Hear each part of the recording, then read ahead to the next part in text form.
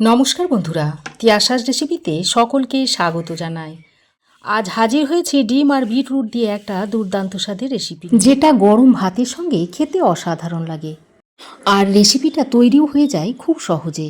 ঘরে থাকা সামান্য কয়েকটা উপকরণ দিয়ে রেসিপিটা খুব সহজেই তৈরি করে নেওয়া যায়। আর এই এক পদেই সমস্ত ভাত নিমেষেই শেষ হয়ে যায়, আর অন্য কোনো কিছুর দরকার হয় না। তাহলে চলুন আর দেরি না করে রেসিপিটা দেখে নেওয়া যাক। এখানে আমি 4টে ডিম নিয়েছি, 2টো আলু নিয়েছি, আর নিয়েছি 4টে বিটরুট। প্রথমে আমি ডিম 4টেকে সেদ্ধ করে নেব। তার জন্য গ্যাস অন করে জল গরম করতে দিয়েছি। তারপর এই ডিমগুলো জলের মধ্যে দিয়ে দিচ্ছি। এবার এই ডিমগুলোকে ভালো করে সেদ্ধ করে নিতে হবে।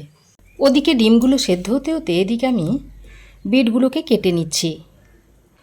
প্রথমেই বিটের মুখের অংশটা ফেলে দিচ্ছি। তারপর এইভাবে খোসাটাকে ছাড়িয়ে নিতে হবে। তো দেখুন, বিট 4টে খোসা আমি ছাড়িয়ে নিয়েছি। এবার এই আলুর খোসাটাকেও ছাড়িয়ে নিচ্ছি।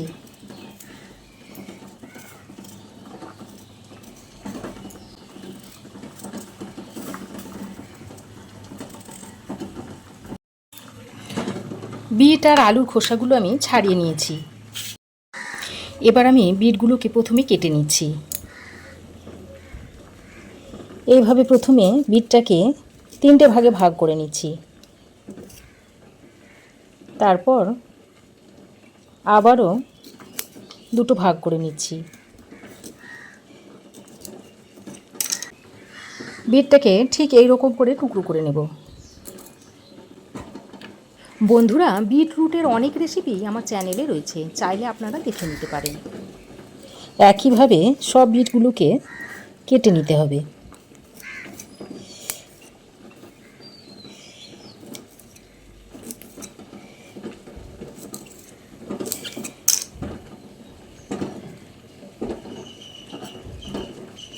তো দেখুন, এইভাবে বিটগুলোকে কেটে নিচ্ছি।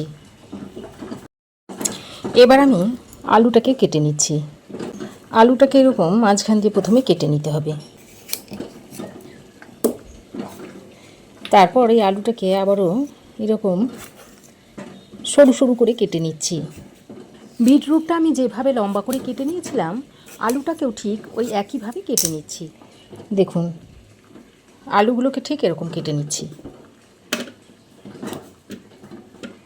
দেখুন, আলু বিট আমি কেটে নিয়ে আবারও ভালো করে ধুয়ে নিয়েছি।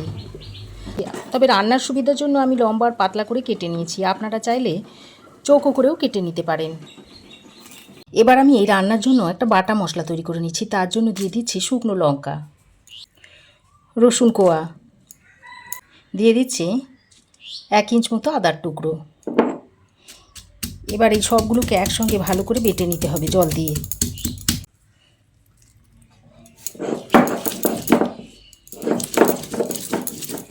আমি শিল নোড়াতে বেটে নিচ্ছি। আপনারা চাইলে মিক্সিতেও বেটে নিতে পারেন, তবে শিল নোড়াতে বাটলে এর স্বাদ কিন্তু খুবই ভালো হবে। তো দেখুন, মশলাটা বাটা হয়ে গেছে। এবার আমি এটাকে একটা বাটির মধ্যে তুলে নিচ্ছি।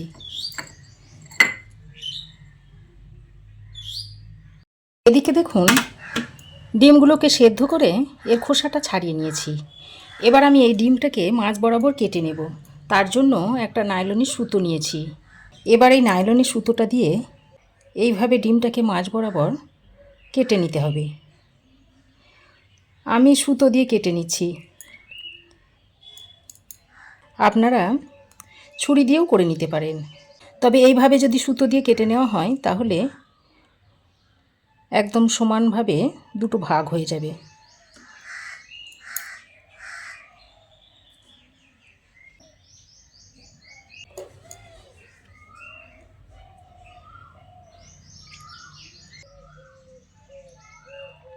দেখুন কত তাড়াতাড়ি ডিমগুলোকে কেটে নেওয়া গেল। দেখুন, ডিম 4টেকে আমি মাঝ বরাবর কেটে নিয়েছি। এবার আমি এই ডিমের মধ্যে অল্প পরিমাণে একটু নুন আর একটু হলুদের গুঁড়ো মাখিয়ে নিচ্ছি।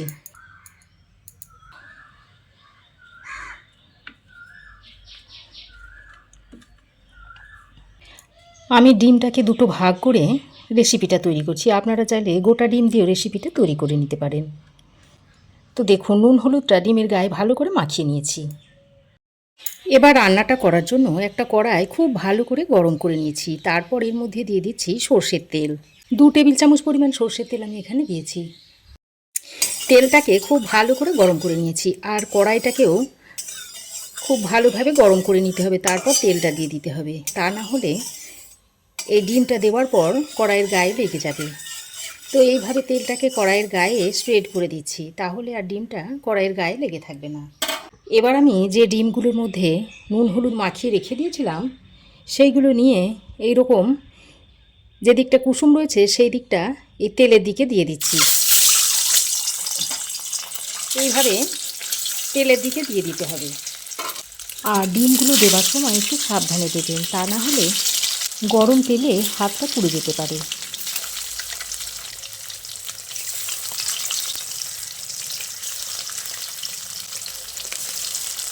ডিমগুলো দেওয়ার সঙ্গে সঙ্গে কিন্তু নাড়াচাড়া করলে হবে না। কিছুক্ষণ পর ডিমের এক সাইডটা হয়ে গেলে ডিমগুলোকে এইভাবে উল্টে পাল্টে ভালো করে ভেজে নিতে হবে।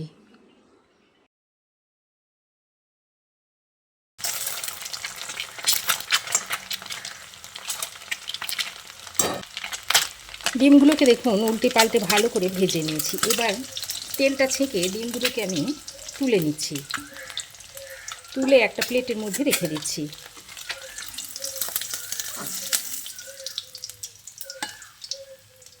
দেখুন সব ডিমগুলো ভেজে তুলে নিয়েছি।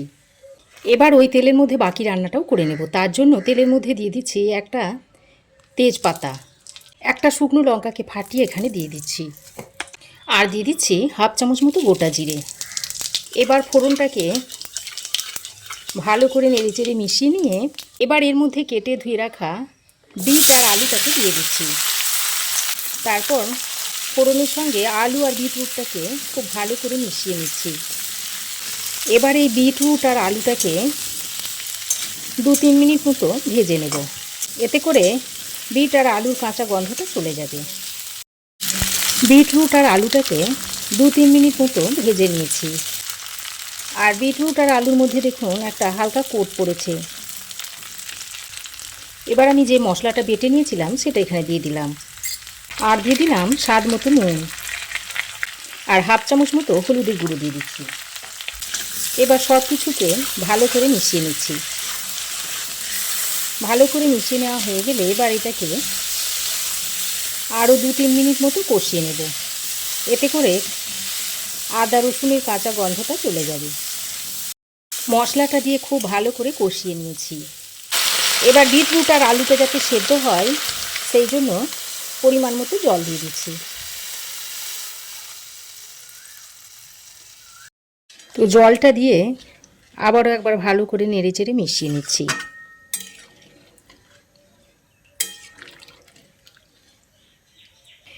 এবার একটা ঢাকনা লাগিয়ে 6-7 মিনিট মতো রান্না করে নেব। ঢাকা দিয়ে আমি 6-7 মিনিট মতো রান্না করে নিয়েছি।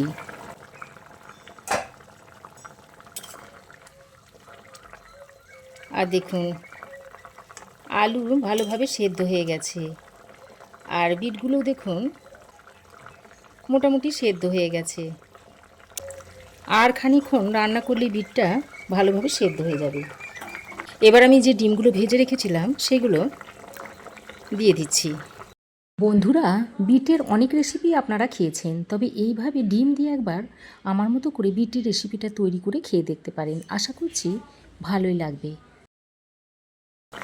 সব ডিমগুলো দেওয়া হয়ে গেলে এবার আমি এর উপর দিয়ে গরম মশলার গুঁড়ো দিয়ে দিচ্ছি। এটা বাড়িতে তৈরি গরম মশলা। আমি এলাচ, লবঙ্গ আর দারচিনিকে একসঙ্গে গুঁড়ো করে এখানে দিয়ে দিয়েছি। এবার আরও একবার খুব ভালো করে হালকা হাতে মিশিয়ে নিচ্ছি।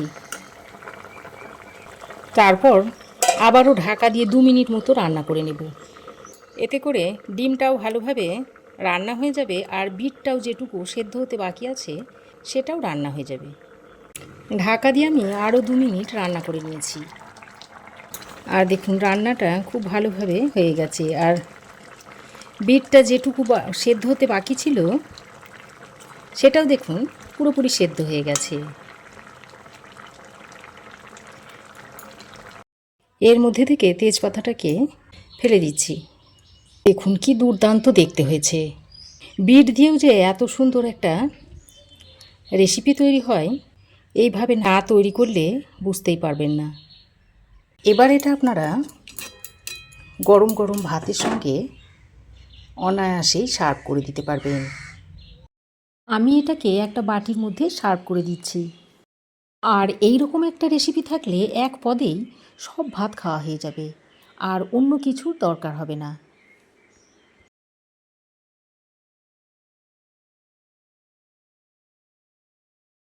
তো তৈরি হয়ে গেল ডিম দিয়ে বিটের একটা দুর্দান্ত স্বাদের রেসিপি, যেটা আপনারা গরম গরম ভাত, রুটি, পরোটা সব কিছুর সঙ্গেই খেতে পারবেন। খেতে অসম্ভব টেস্টি হয়। তো এইভাবে আপনারাও একবার তৈরি করে খেয়ে দেখতে পারেন। আশা করছি আপনাদেরও ভালোই লাগবে।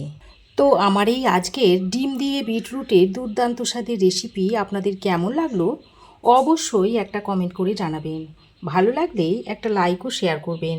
পাশে থাকা বেল আইকনটাও অবশ্যই প্রেস করে দেবেন। আর আমার চ্যানেলে যদি নতুন হয়ে থাকেন তো প্লিজ চ্যানেলটাকে সাবস্ক্রাইব করার অনুরোধ রইল। আজ এই পর্যন্তই। আবার দেখা হবে নতুন কোনো রেসিপি নিয়ে নেক্সট এপিসোডে।